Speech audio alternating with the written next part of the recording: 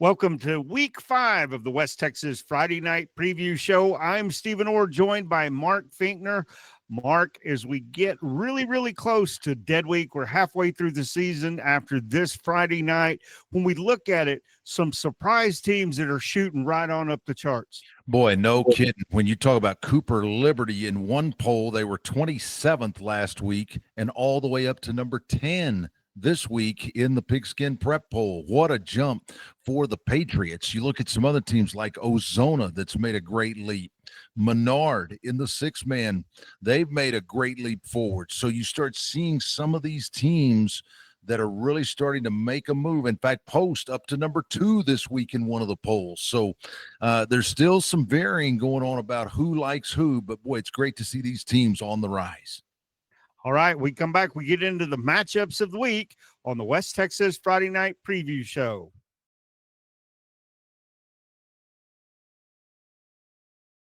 Welcome back. Time to take a look at our top games of the week throughout the scoreboard footprint. Mark, we're going to start with a dandy right off the bat. Waco La Vega makes the trip to Stephenville to take on a Stephenville team that's looked really good. This game last year, Stephenville won 38-28 at La Vega. I kind of think Stephenville has the juice to do it again. Well, they do, but here's the thing. It's going to be the theme of the board this week.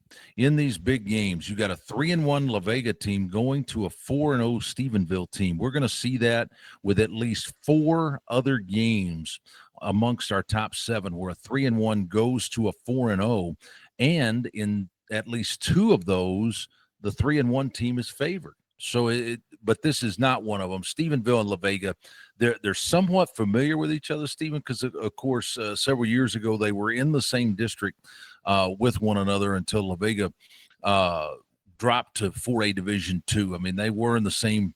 You think about it. At one time, you had La Vega, Stephenville, and China Spring all in this, and Brownwood all in the same district. Remember, and that was only like 4 years ago when China Spring won the state championship at 21.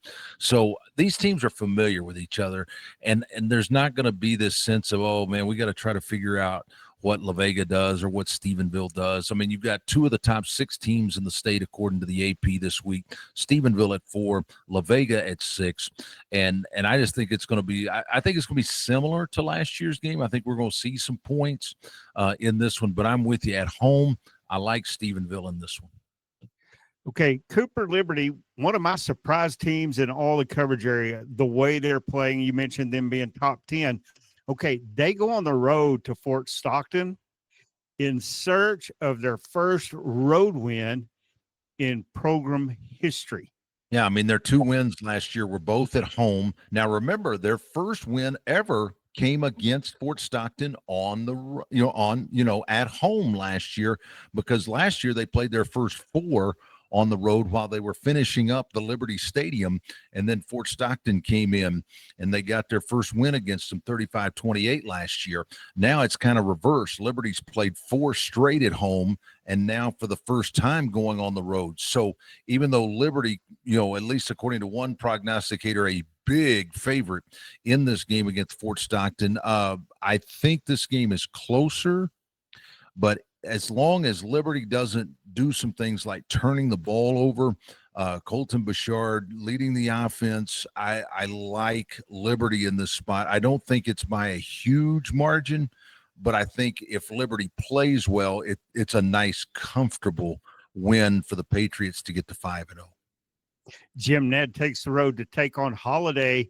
These 2 well-matched teams. Last year, Jim Ned wins this by 2, 17-15 in a defensive struggle. Do you see that same type ball game, or could we see more offense involved? Well, I think for Jim Ned to have a chance to win this game, it has to be lower scoring. This is maybe of all the games on the board I look at in this top 7, that the higher scoring the game, it really favors one side, and I think it favors Holiday. If this starts getting into a more of an up-tempo kind of game into the high 20s and 30s, I think the Eagles have a big advantage here.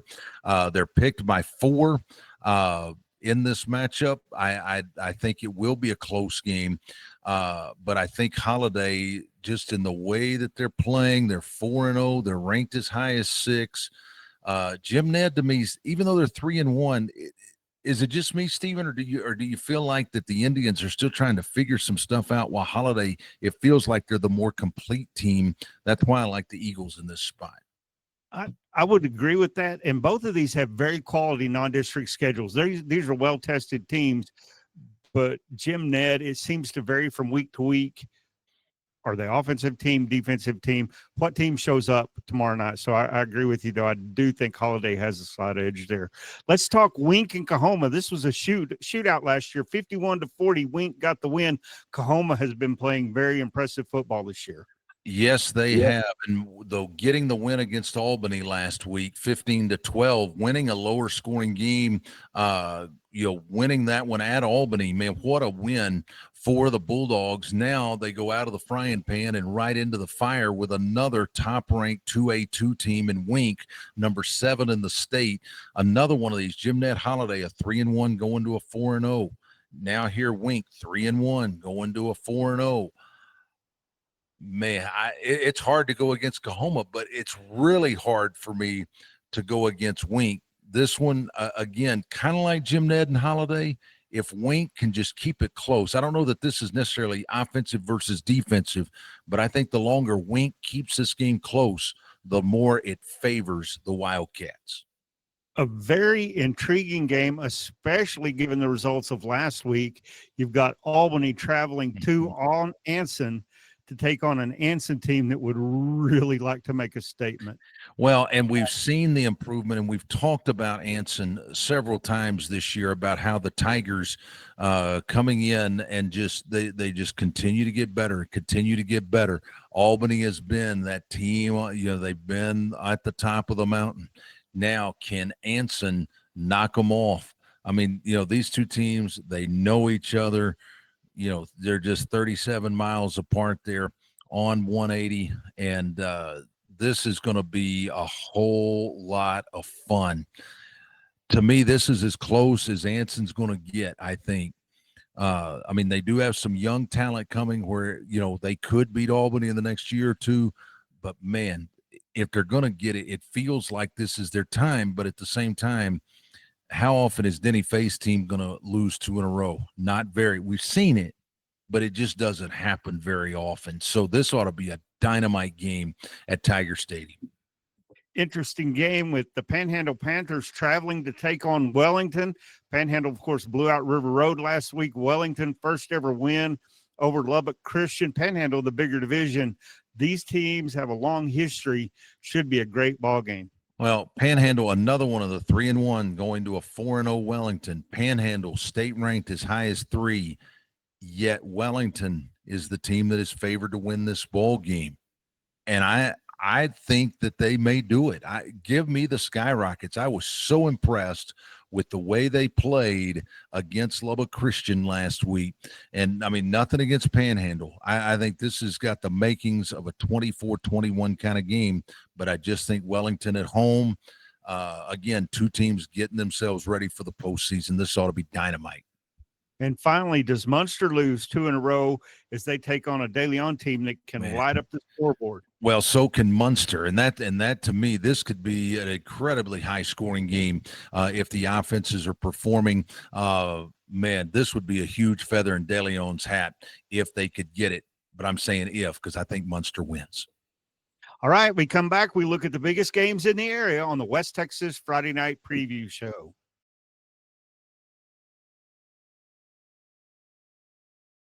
All right, Mark, let's go to the South Plains. Time to talk those Lubbock games. And we're going to start off with one of our second-tier games. Lubbock Christian travels across town to New Deal, or just out of town. This has the makings of a good game. Lubbock Christian, really, really good. I'm not sure New Deal can stay up with them.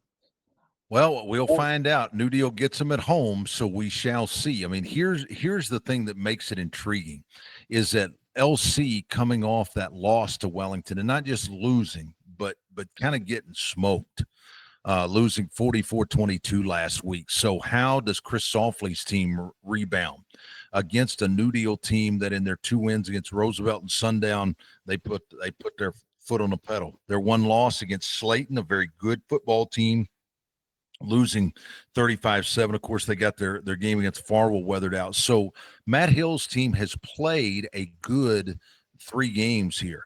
Now, can they rise to the challenge? This is a great challenge for New Deal.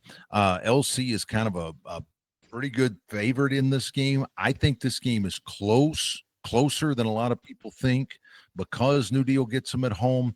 But I just find it hard to believe that LC is going to lose 2 in a row. I like the Eagles here, but I do think it's closer than people think. One of the best games last year was Friendship taking on Midland Christian. Friendship gets the 1-point win there, 35-34. What's the 2025 version going to look like? At home, I think Friendship is going to be able to do some things better. Now, when we look at Friendship a little bit, we talk about how they've improved each week, how they keep getting better. And yes, that is true. Obviously their losses to Byron Nelson, who got beat by South Lake Carroll last week, but of course, most everybody's going to get smoked by Carroll this year. They lose by a score at Memorial. Memorial's undefeated. They're ranked 10th in the state in 5A, 2 this week. They beat Legacy, and then, of course, just the heartbreak of last week. But here's the thing. Friendship is putting points on the board. This is beginning to look more like a Jay Northcutt offense. Even though they're 1-3, for Midland Christian to have a shot in this game, it can't even be in the 30s. This game has to be in the low to mid 20s if Midland Christian's going to have a chance in this one this week, because they've just got to do some things to try to slow Friendship down. And of course, people think, oh, they're just this private school. Midland Christian's played a good schedule. They beat Bushland. They beat San Antonio Cornerstone last week. They lost to Graham. Their one loss. They've won 3 in a row. Phil Dawson, hey, you get an NFL, long-time NFLer coming to Lubbock this week on that other sideline. This is going to be an entertaining game. But I do think the higher the score, obviously it favors Friendship, because I just think they've got too many athletes. Whereas Midland Christian, they can kind of grind you out. And if they do that, then I think MC's got a shot. But I do think Friendship is the team to win in this spot. Tascosa takes on Coronado. Coronado's struggling in every aspect of the game right now. They are, unfortunately, for Coach Roy. Playing their district opener this week and getting Tascosa. I mean, not that there's a whole lot of teams that if you're Coronado you'd want to draw right now, maybe Caprock or Lubbock High, but man, to draw Tascosa right now, coming off 2 close losses for the Rebs, by 6 to Cooper and then the 2-point loss to Permian last Thursday night. Man, I just feel like it doesn't matter where this game's being played. I think Tascosa will take care of business, because Coronado in the last 3 games, Stephen, they've allowed 49, 70, and 59. Until they get answers there, it's not going to matter a whole lot what they do on offense. Levelland hits the road. They take on an undefeated San Angelo Lakeview team. The Lobos have their hands full. That they do. I mean, the Chieftains trying to get to 5-0 for the first time since 1982. The last time they went 10-0 in a season was way back in 1982, and then they lost in by district. So this is the last time that they've had a shot to get to 5-0. Now, can they take advantage of it? A Levelland coming off a nice win against a winless Brownfield team. Right, that's what they were supposed to do. They did. They took care of business. So now, can they do it again?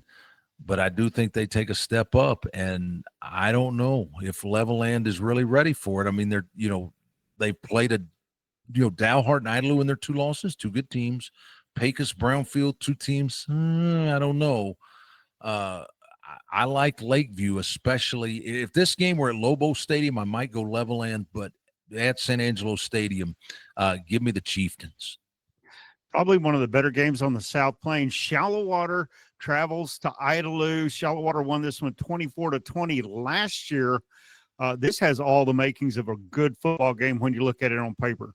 Well, Shallow Waters won 5 of the last 6 in this series. So when you look at how, they have the kind of psychological advantage, the big boy, they're the slightly bigger school. We've won the last 3, 5 of our last 6 in the series. Now they haven't played every year, but Idalou has not won in this series since 2019 when they won 28-22. So how does Idalou come back? How do they perform?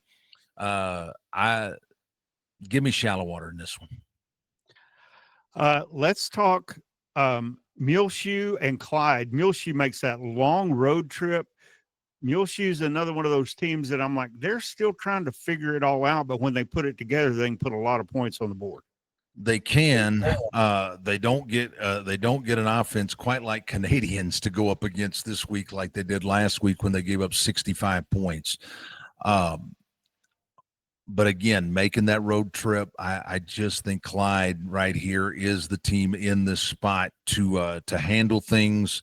And really, this is honestly one of the places I'd like to watch a ball game from. Still fairly new stadium there, Clyde.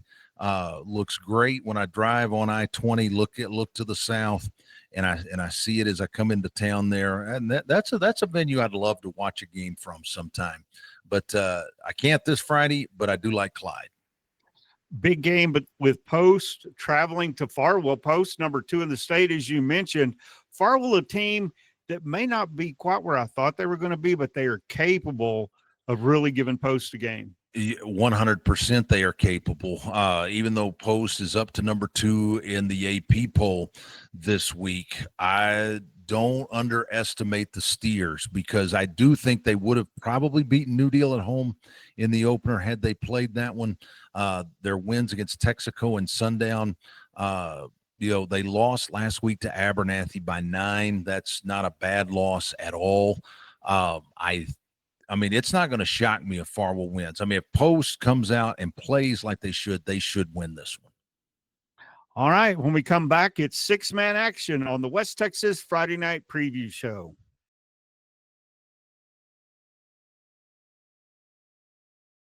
Welcome back. Now, Mark, it's time to go and take a look around the Panhandle. A couple of really good games in that next level set that you always have, starting with Wheeler at Fritch. Wheeler's basically coming off a bye. Fritch has been playing pretty good ball. Well, that they have. I mean, the fact that the Eagles are at 3-1 to start the year, Wheeler also at 3-1, and you start now. This is when you start looking at, okay, who have you beat and how have you beat them? Because you're kind of at that point now where you have enough raw data where you can actually start looking at these teams to see, all right, how is your 3-1 versus the other 3-1? For Fritch, they've beaten River Road, Clarendon, and Shamrock. Those 3 teams are a combined 1-10. Their one loss to Tulia, 2-2 in that 63-46 Thursday night game 2 weeks ago. Meanwhile, you start looking at Wheeler and you see what they have done to get to their 3-1. They've shut out Highland Park. They throttled Morton. They lost the Hale Center game 8-0 and then had the forfeit against Rawls. It's a little bit different to compare. I kind of like Wheeler right here. I kind of like the Black Death. I think what they've done has been a little bit better up until this point than Fritch, and it's not necessarily taking anything away from Fritch, but I think when you look at each team's one loss, yes, they scored a lot against Tulia, but they gave up 63. Wheeler, they lose 8-0 to Hale Center. I mean, just an old slobber knocker, a knockdown drag-out type of game. So from that standpoint, I mean, the fact that Wheeler's only allowed 14 points in 3 games. I mean, you could say 4 because they're 3-1, but in 3 games of competition, they've only allowed 14 points. At some point, defense is going to win you games, and I think Wheeler is the team in this spot. Wichita Falls City View takes on Childress. City View won this game last year. They're coming off a huge win last week. Were they able to come down off that high, get a good week of preparation? Can they beat Childress, or do you see Childress in the upset? I think City View can go ahead and win this game. I like what they've done. I mean, obviously getting a big win against Iowa Park. Their one loss to undefeated Vernon. They've beaten Windthorst, a very good team, and they throttled Bridgeport, a bigger school than them, and they throttled them 42-7. So Akeem Leviston's team has played really, really well. Boy, it's hard to go against them. Although Childress is the slight favorite in this game, let's kind of break Childress down just a minute. All right, their one loss to Greenwood in week 1 on the road. Obviously, that Greenwood's at a different level in 4A2, no question. They beat Breckenridge, only beat them by a touchdown. They beat Frederick, Oklahoma. How good is that? What they did against Sunray last week, though, sent a message. They beat a bad team bad, 72-22. To me, this is one of the tightest games. This feels like a game like we saw Cooper Friendship last week in the Lubbock area, where the game was never more than 7 points one way or the other. I think the City View Childress game is going to be a lot like that. Man, give me City View. I just think there's something about City View and the motivation that they're playing with this year. We've talked about it over and over again.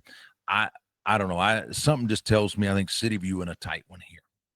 Abilene High hits the road to come to Amarillo, take on Caprock, and I bet Abilene's ready to get this road pool over with and get back to Shotwell in a week or two. But I gotta like Abilene in this game. Well, I do too. I mean, they lose. I mean, their last 2 games to Permian and Midland Legacy. So they get into district play, and that's one of the great things here in some of these districts like 25A1, 25A2. There's several other districts that are starting this week. Not that this is a cakewalk, because it is. Anytime you talk a 4.5, 5-hour road trip, the young men have got to be mature and handle it. But I think Abilene will more than handle it, considering they've lost 2 in a row. They are ready to win.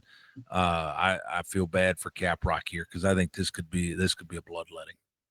The Dumas Demons hit the road to take on a Bushland team that's wanting to rebound after the beating they took last week from West Plains. Well, they are, but I don't know that they get it even at home.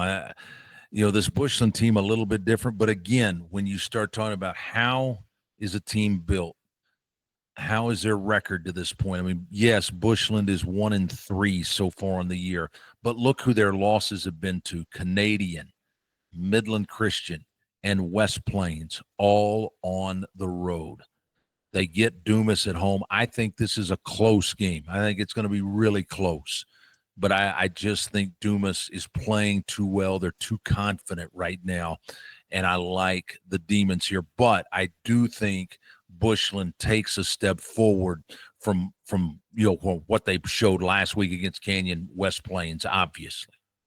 The Perryton Rangers are a team that started a little shaky, but have looked better and better each week.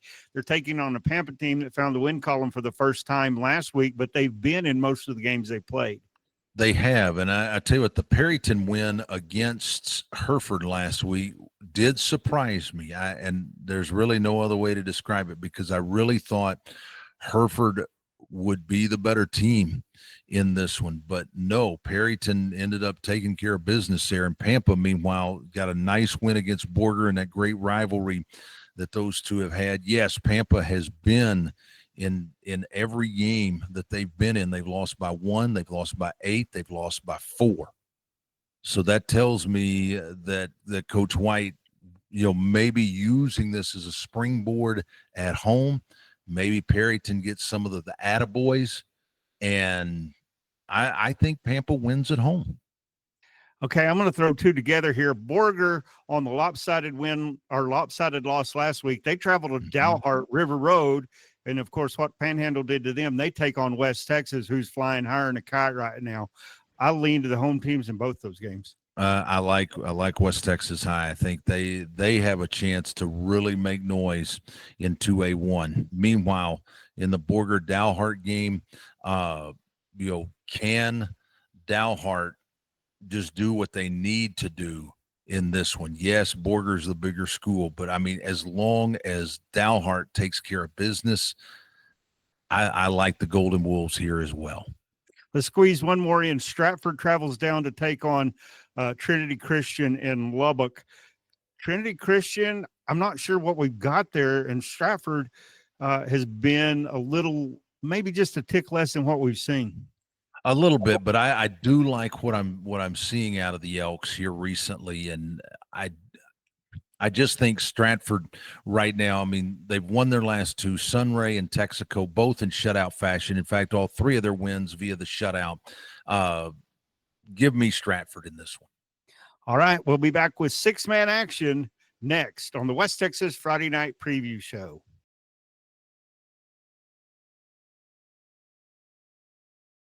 Welcome back to the West Texas Friday Night Preview Show. Time to head down to the Concho Valley. And Mark, I guess probably the premier game there is Llano trying to come off an upset last week and beat Comfort in Comfort.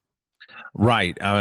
Llano last week, it was a little bit of a surprise to me, but it was tough environment there for them at Gerald, who was also undefeated. They lose 40-29 last week.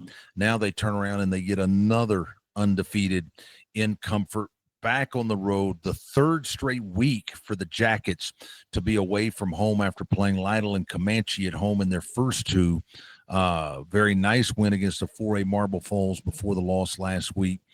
Llano still feels like, to me, a team that can make a run in Region 4 to potentially get to a Final Four. Now, do they have enough to get all the way to Jerry World? Maybe. You never know how the draw may fall. But this is going to be kind of an important game for them because they're still the class of 13-3A1, but would like to see them rebound against Comfort on the road. And I think they will. I think they do come back, and they learn a lot from last week. And I think close, but give me the Jackets to go to 4-1. San Angelo Central, 2-2 on the year. They traveled to Waco to take on winless Waco High. They blew them out last year. Can they do it on the road? Possibly. The thing here for Central is the fact that they can score, and Waco does not defend very well. They've given up 30 or more in all four of their losses, whereas Central the last 2 weeks, 40 and 49 offensively. Even in their losses to Abilene and Amarillo, they scored 21 apiece in those. So Central can score, Waco can't stop. To me, this is pretty simple. I think, as long as, again, like some of these other games we've talked about, if Central just doesn't turn the ball over and do some silly things, this is one where they should come out with a win because they got the open week, and then their first two in district are Legacy and at Permian. This is one Central really, really needs. The Lakeview Chiefs are on a roll. They're looking to move to a perfect 5-0, and they've got a Levelland Lobos team coming to town that it looks like that's not out of the question. No, it is not. And I like the fact that, again, the Chieftains can score. How well is Levelland going to be able to tackle in space? Because Lakeview has shown their ability to score. They score 50 against Lubbock High. There was a kind of a questionable call or no call in that game near the end that allowed them to squeak one out and win, according to some.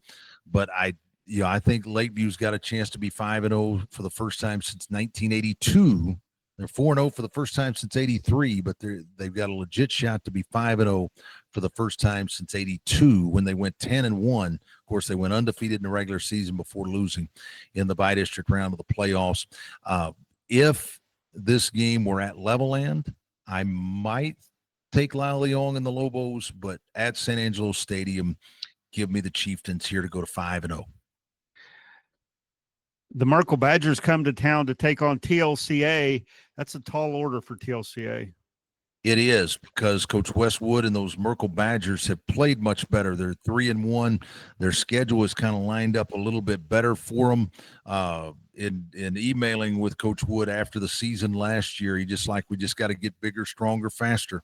And they've done all of those things. They tweaked the schedule just a little, and it's worked for them. Sometimes in a rebuild mode, Steven, sometimes you've got to play teams that are either right with you or slightly below, and you start winning to gain that confidence. You can't play up all the time and expect them to win on a consistent basis when your numbers aren't there and you just know you're not quite the team you need to be. But I think Coach Wood has done a great job with them, and this can be a tough order for TLCA. Give me the Badgers to get to 4-1. Hoka comes to town to take on San Angelo Grape Creek. This looks to be two evenly matched teams. I don't know that I would necessarily agree with that. I like Tahoka in this one. And Stephen, I don't know what it is. I mean, the Bulldogs won 10 games last year. They're off to a 3-1 start this year. Legitimate chance to get to 4-1. Even though Great Creek's 2-0, and I don't want to take anything away from them, but I really think Tahoka is a school and a team that has just been overlooked by so many because of ropes in that district. You know, you had the tradition of Seagraves through the years, Sundown, just a lot of other schools, because Tahoka traditionally has not been a great football program, but they won 10 a year ago.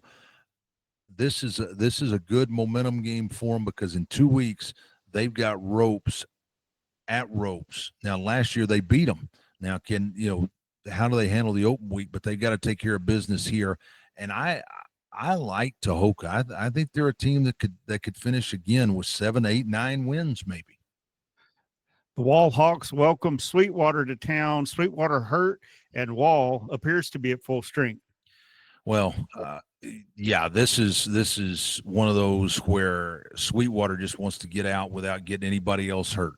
They want to play a solid football game, do the best they can, but it would take a near miracle. If Sweetwater wins this game Friday night on the scoreboard, if I see that score and Sweetwater beats them, I'm going to fall right out of my stool. I mean, it's really going to be one of those, and it's no disrespect. It's just to pay respect to how well Wall is playing, because they are a state championship contender. All bets aside, they are a state championship type team. If Sweetwater goes in and wins on Friday, I'll fall out of my stool. Give me Wall. The Ozona Lions take the Christian Villarreal show on the road to Miles. That's the key to the game. Can Miles figure out how to slow him down? Because nobody else has been able to, Stephen. They're 4-0 on the year. They've risen to number 9 in the AP rankings and up to number 5 in the Pigskin Prep this week. I mean, they've just taken off. They've been one of those teams like Cooper Liberty and Menard that have just really taken off this season and really risen rapidly. I love Ozona in this spot. Miles just a little bit down. Again, not to the point that I fall out of my stool if Ozona loses Friday, but it would be a major, major surprise if they do not win this one Friday night. And finally, Sonora hosts McCamey. McCamey struggled all year. I think Sonora has a pretty decent shot here. Sonora, all the time.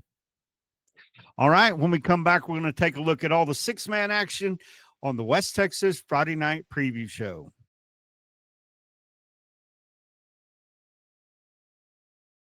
Welcome back, Mark. It's time to head to the Big Country. Take a look at all those games around Abilene. Abilene High travels to Amarillo to take on Caprock. Abilene coming off 2 brutal weeks with Permian, then Midland Legacy. Now they face the Caprock Longhorns that have been coming up just a bit short. It's just it's fresh air for Abilene for the Warbirds, man. After 2 just tough games the last 2 weeks, breath of fresh air, if you will, for Abilene this week. Yes, it's a long road trip, but do I think they'll have any problems unless they just put the ball on the carpet a lot and just do some un-Abilene High type things? This is Abilene High 4 touchdowns or more, in my opinion. Now, Caprock's they've got to start showing something here now that you get into district play. And Stephen, again, when you start talking about these games, when you talk about district openers, there's a different level that you hope your team takes when you start looking at these games. But I just think Abilene High way in a different league than Caprock right now. The Abilene Cooper Cougars host Wichita Falls Memorial. That's a pretty tough draw to start your district campaign. Yeah, against a team that's gotten into the top 10 in the state this week in Memorial and proving it after putting up 70 against Andrews last week. I like Cooper to keep this game closer than some might think, but I just don't. I just not enough horses for Cooper. I mean, when you break down their schedule, their 2 wins are against teams that are combined 0-7 in Azle and Coronado. Their 2 losses to Abilene High and the Central. Granted, the Central game was close. If Memorial just, again, kind of like Abilene High, if they don't do anything silly, they go on the road. If they just, keep their mind on the prize, this is one that they need, because for Cooper, it gets no easier. For Abilene Cooper, their first 3 are Memorial, Wiley, and Lubbock Cooper. Then, just like last year, they got 0-3, and then they got to win 3 in a row at the end to get in the playoffs. It looks like that may be the route that Abilene Cooper will have to go again if they're going to get to the playoffs for the 19th straight year. Muleshoe comes to town to take on the Clyde Bulldogs. Muleshoe won this one last year in a shootout. I think it's much lower scoring this year. And I like Clyde in this matchup. Again, a slightly bigger school. I think who they've played has been good up until this point, and the fact that they've gone out and really tried to challenge themselves. I mean, they play Shallowater. I mean, they make a long road trip a couple weeks ago. They took care of business. I mean, they've been on the road 3 straight weeks. Eastland, Shallowater, Snyder. They're looking forward to being at home. And of course, their annual matchup with Cisco. This is Clyde's spot. I think just Muleshoe's going to score some. They're just not going to have quite enough defense. I think Clyde gets into the 30s fairly easily in this one. Comanche 2-2 on the year. They make the short drive to early to take on the 1-3 Longhorns, and I got to feel like Comanche has a good chance to pick up another win. Well, they do. Their 2 losses to Caddo Mills and Llano, both those teams are 3-1. Their wins against Eastland, they blew them out by 28, and then the win last week against Snake Farm, beating Toller at home by 3. I think that gives these last 2 weeks have given Comanche some confidence early at 1-3. Give me the Indians to just keep it rolling. Merkel's at 3-1. They look to moving forward 1 as they go to San Angelo to take on TLCA. And I think Westwood's team does that. Some things that Merkel has done, they actually were able to kind of rework the schedule. I emailed with Coach Wood after the season last year, and he knew that coming into that situation, it was just going to be a little bit of a rebuild. But now, there have been a couple of schedule changes from last year. It hadn't all been you go here, then the next year you go there, or vice versa, home and away. It hadn't exactly been like that for the Badgers, but they've been able to do some things. They've won at Ballinger. They beat Bangs. Huge win against Cross Plains last week, 66-6. I mean, how do you go out and beat somebody by 60? I mean, I'd have to really do some digging to find the last time the Badgers beat anybody by 60, and that's no knock. I think that's them playing a lot better brand of football. And Merkel, you watch out, Stephen, their next 2 are TLCA and then at Brownfield. So they've got a legitimate chance to be 5-1, but they're going to need all that because in 2 weeks they go to Wall. The Sweetwater Mustangs having some problems with injuries, have struggled on the offensive side of the ball this year. They travel to take on the Wall Hawks. Man, not a good place to rebound. Coach Brian Hodnett's got to be like, really? Did I really sign up for this schedule? Idalou, Greenwoods, at Seminole, Estacado, at Wall. Did I really sign up for that? This is murderer's row for Sweetwater. I mean, when you really start talking teams that have played the toughest non-district schedules, you look Midland Legacy, you look Sweetwater, You look Valley in the 6-man ranks. I mean, you look for the most part, Jim Ned. It's another one in that district that's played an extremely good schedule. But yeah, this is not the place for Sweetwater to get right. For them, I hope that it's just they don't have any more injuries, because they do have the open week next week before they start 3-3A1 play. Now they do get San Angelo TLCA in their opener. So if they can come out of this Wall game healthy, then I like Sweetwater with an opportunity to try to build some things. Their game with Comanche will be a huge one towards a potential playoff spot in 3 weeks. Bearcats of Ballinger traveled to Stanton. Stanton won this by 2 last year. Ballinger has looked to be a more improved team, although they lost to Brady last week. They did, but I do like the way that Ballinger has been playing better. Absolutely no question about it. This one, why not? Ballinger. Give me the Bearcats. The Eastland Mavericks go on the road to Hawley. Eastland's still looking for the win column. Probably not the best place to try to pick it up. No, even though Hawley is not quite the team that they've been the last several years, yeah, this is a really tough spot for the Mavericks to try to get off the schneid. One of 52 winless teams. We've got 26 in the 11-man ranks, 26 in the 6-man ranks that have yet to taste victory. I just don't think it's this week for Eastland. The San Saba Armadillos real quickly take on the Hamilton Bulldogs.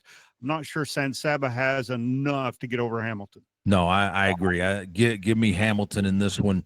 They're going to be eating at the grain after that one. All right, when we come back, we'll take a look at 6-man action. This is the West Texas Friday Night Preview Show.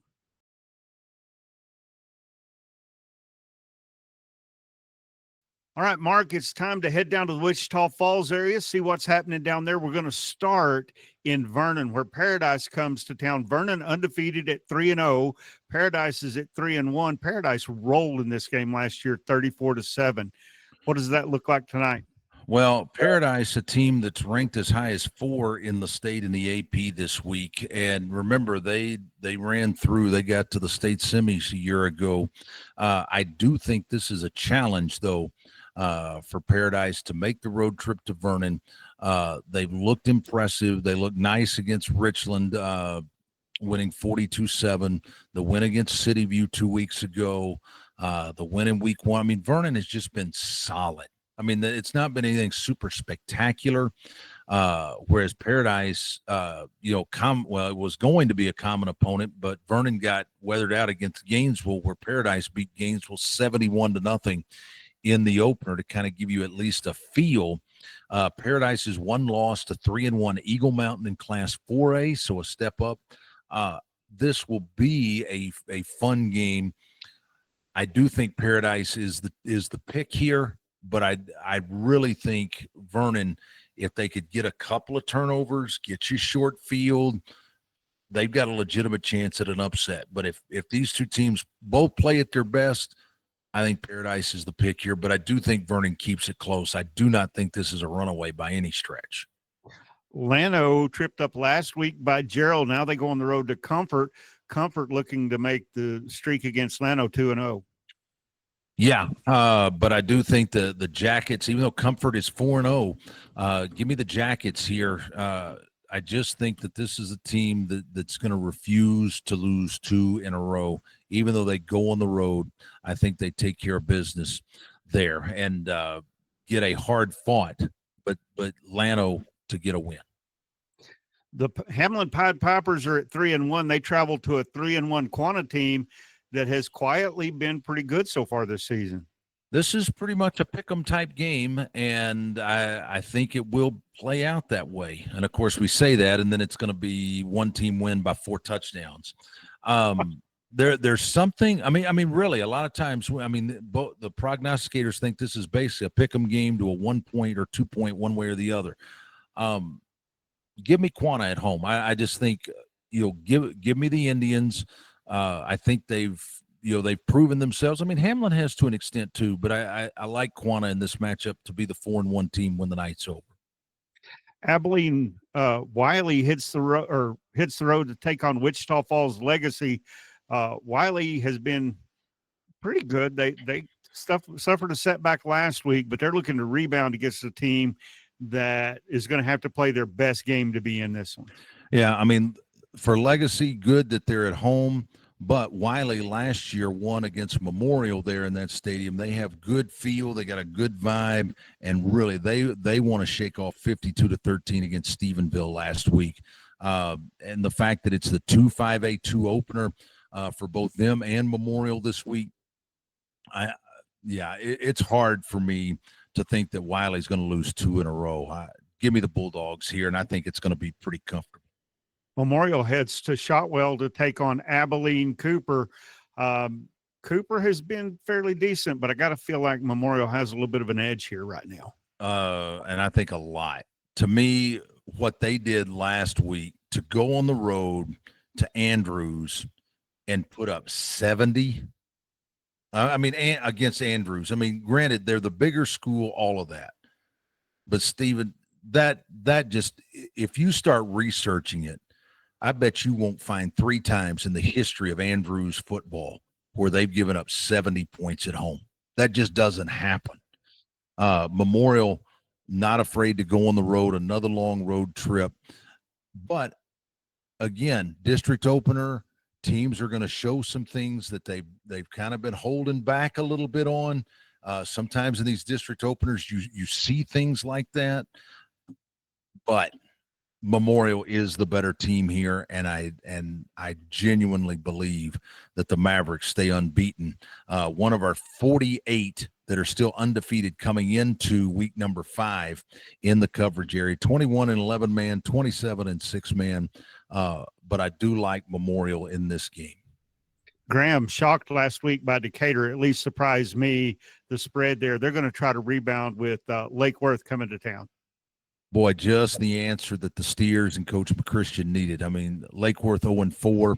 I think this is a game where Graham starts getting some things right, and they get themselves into a position as they get ready for 3-4-A2 play, because they've definitely got to start upping their level of play if they're going to even be in the ballpark with Brock later on. Stanford is hosting Henrietta. Henrietta with the better record at 3-1. Stanford at 2-2. But then we look at schedules. Yeah, we do a little bit, but I do think Henrietta beat Lamesa last week. There's a nice win, impressive win. But again, to be the man, you got to beat the man. And Stanford, even though they've lost a couple of times, give me Coach Hutch and the Bulldogs in this one. The Monday Moguls take on Archer City, and Archer City is still trying to find some answers. Well, they are. And again, but this is another district that opens play. I mean, we've got 2-5A1, 2-5A2, 6-2A2 is another one of those districts that starts this week. And what Monday has been able to do, yes, has their schedule been daunting? No. I mean, they've beaten Abilene TLCA, Winners, and Chico, a combined 2-10. Then they lose to Hamlin, the one, it is the best opponent that they played up until this point. But if Monday is going to contend in this district, this is a game they absolutely must go on the road and win. Archer City, A City has just had a rough go of it. Quanah, Anson, Alvord, Nocona. I mean, giving Nocona their first win of the year last week and losing by 19. Yeah, I mean, they've scored 38 and 24 in 2 losses, and the other 2, they lost 56-0 in the other 2. So can Archer City put some points up on the board? Monday capable of allowing some. This could be a more entertaining game than you think, with it being the district opener. But this is a game Monday absolutely has to have, considering they've got Windthorst, Haskell, Electra, and Petrolia, the 4 other real contenders for the playoffs the next 4 games. Newcastle takes on Wichita Falls Christian, a really good setting for a 6-man game.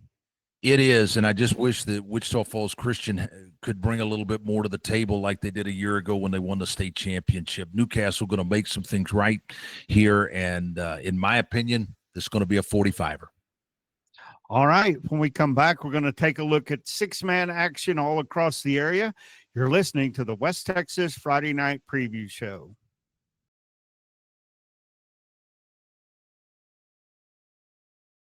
Welcome back to the West Texas Friday Night Preview Show. Mark, time to head to the Permian Basin, talk all things Midland, Odessa, and the surrounding area, starting with the Permian Panthers welcoming Cajon, California. So what's your breakdown on Cajon?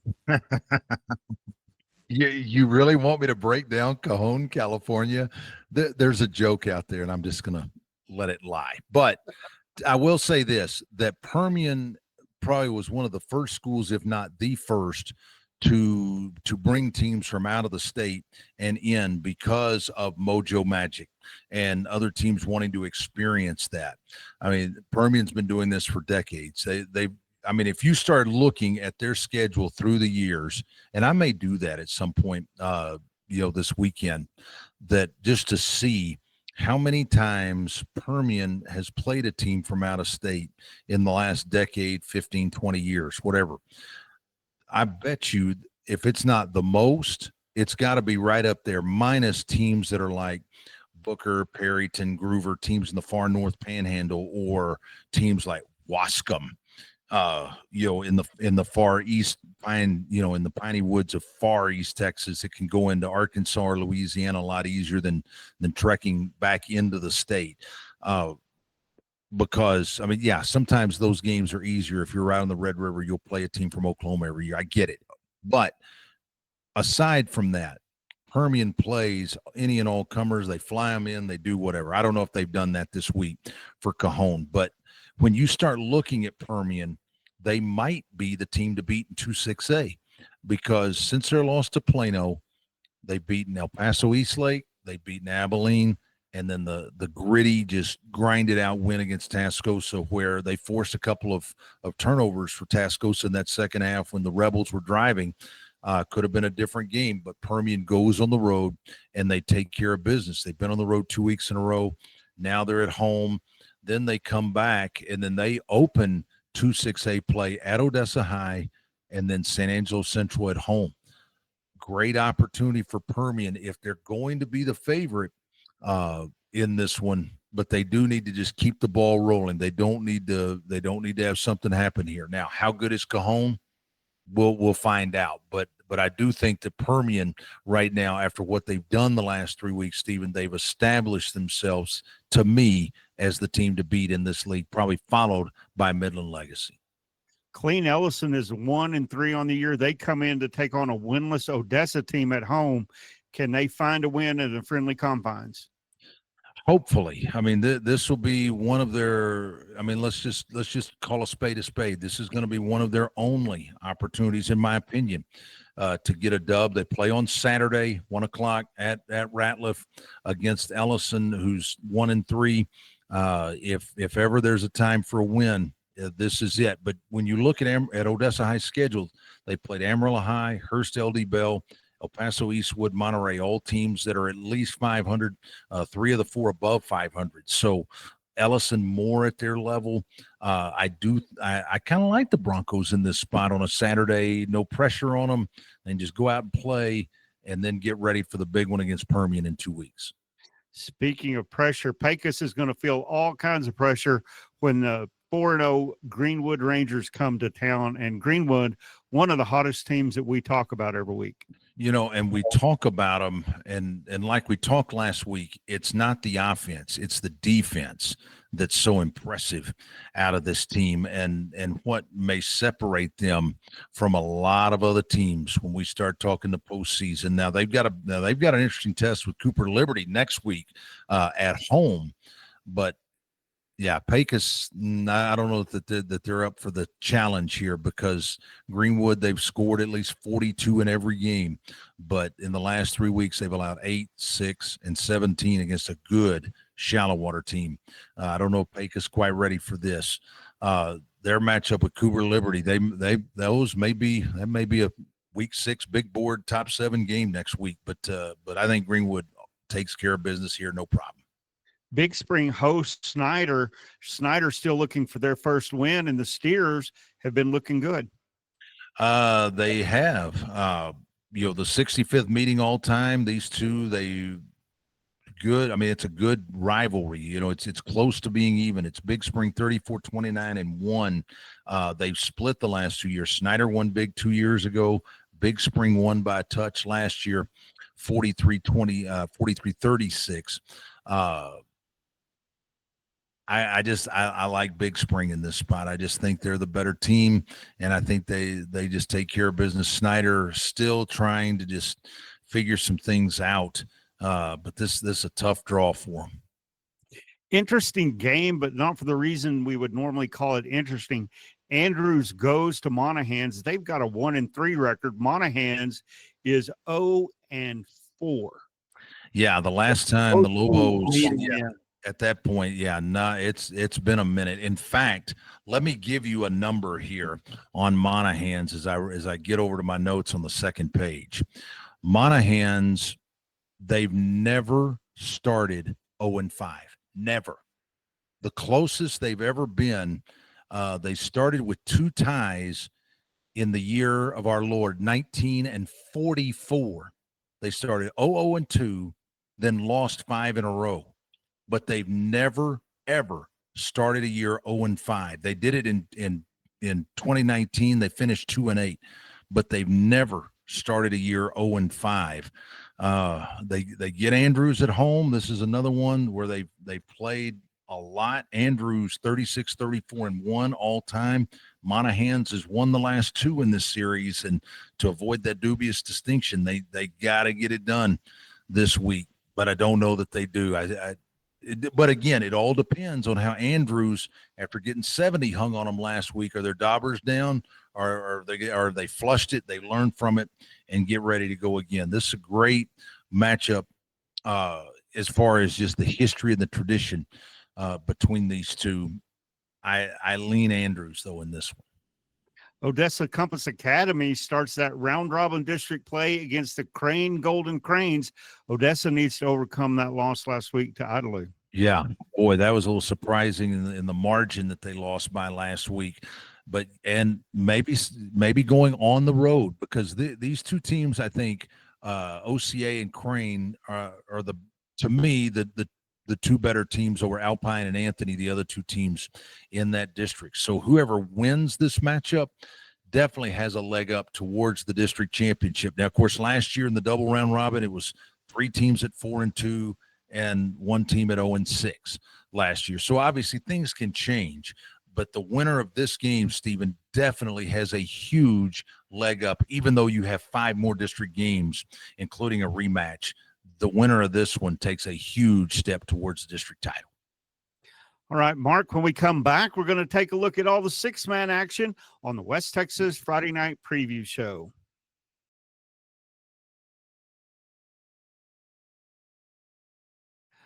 Welcome back. And now it's time to take a look at some of the top 6-man games we've got going on. Mark, there's a bevy of them. Some of them you got written down as your 6-man 6-pack, starting with Motley County at Booker.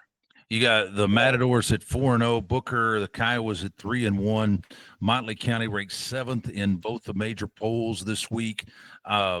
Going on the road, this is a game that I think Motley County will take care of business and go to 5-0 against the Kiowas.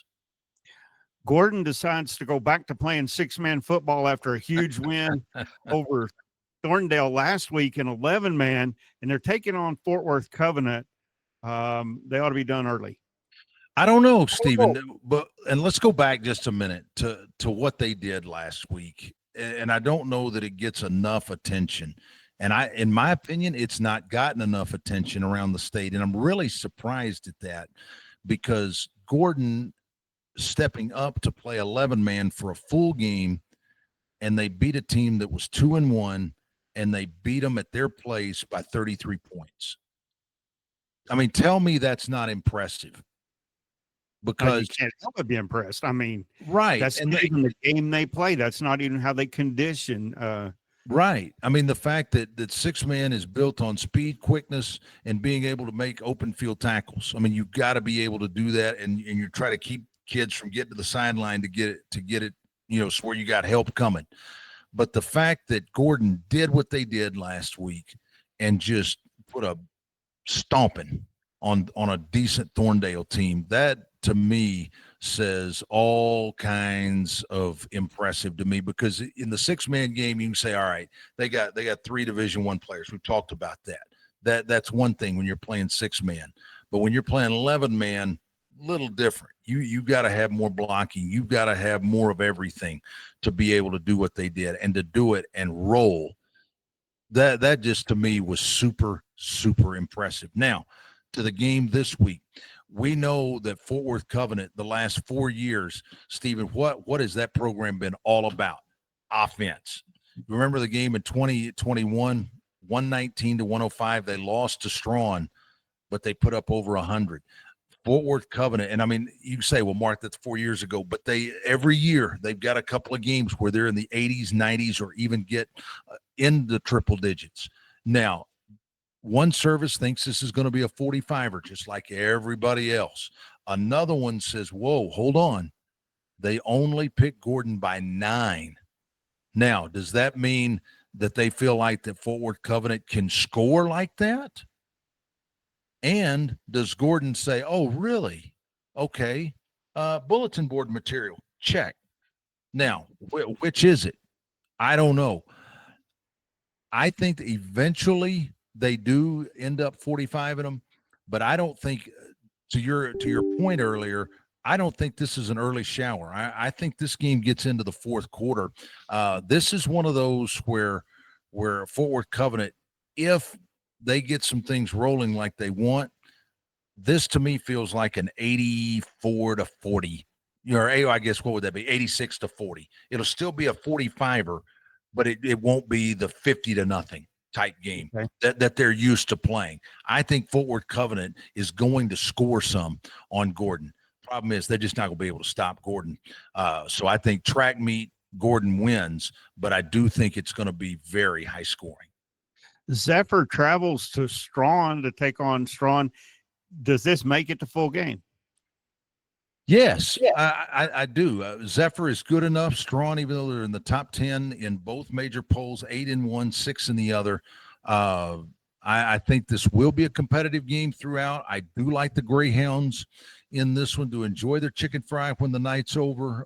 But I do think they're really going to have to work for it, because Zephyr has done so much in the last year or two to kind of rebuild things. And especially in a 6-man game, we know it's all about numbers. If you've got a couple, 3 really talented kids like Gordon, you're able to do things that others are not able to do. We know that. But I do think Strawn has done enough through the years. They've been one of those few schools, knock on wood, they don't have many of those type lulls. They just kind of keep it going. I do like the Greyhounds here, but I do think it goes the full 40. Jayton host Hermele. Jayton, another one of those teams, kind of like Gordon. They've been as advertised, if not maybe a little better. Can Hermele challenge them at all? Challenge potentially. Win, no. Jayton, and let me throw this number at you. We talk about all the great numbers of Gordon. They've got the longest winning streak in the state, Gordon does, with 34. But the longest regular season winning streak is Gordon, 34, but it's different. Gordon's won all 10 games the last 3 years, plus 4 this year.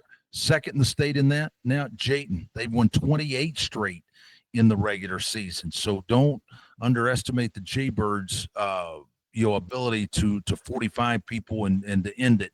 I think they do here, but I do think Hermele pushes them into the third, maybe into the fourth quarter. Robert Lee hosts Sands, and Robert Lee has been very impressive this year. The Steers sure have been, Stephen. They're ranked as high as 5 in one poll this week. The prognosticators, both major ones, think it will be under 20 points. I think if Robert Lee gets this, if this game were at Sands, I think it would be a closer type game. This is one that I think opposite of what some others think. I think if Robert Lee gets this going, I think they 45 the Mustangs. Iredell takes on May in May. May coming off a big win last week, a quality win over Newcastle. Well, and remember, Iredell was a team that was ranked in the top 10 in the preseason. I mean, they're 2-2 right now.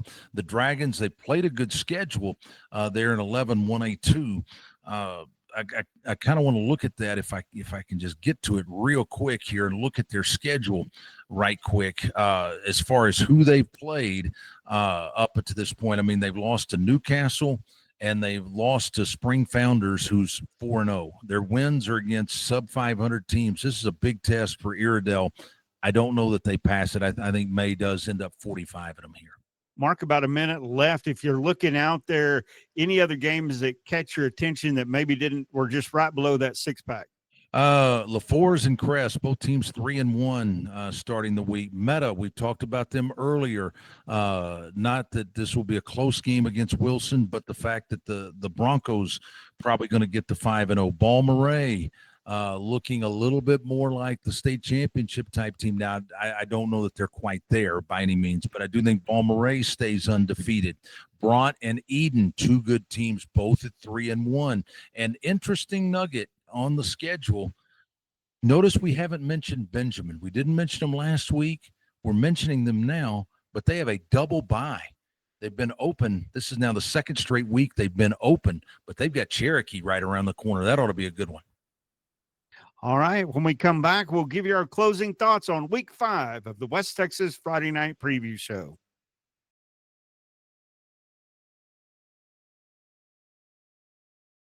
Welcome back to the West Texas Friday Night Preview Show. Mark, as we enter this 5th week, this is the end for 11-man schools, most districts, before they head into that bye. How important is it to finish up that non-district season with a win? And we've got teams that are trying to finish non-district undefeated and those still hunting the first win. You got 48 that are undefeated, 21 and 11-man, 27 and 6-man starting the week. Meanwhile, you got 52 still looking for the win column, 26 and 11-man, 26 in 6-man. And Stephen, you talk about ending non-district, but the fact that you've got district play opening up in the following districts: 2-5A1, 2-5A2, 4-3A1, 3-3A2 at the double round robin, 6-2A1 and 6-2A2, all getting races underway this week. All right. We'll see you Friday night at 10 o'clock right here on the West Texas Friday Night Scoreboard Show.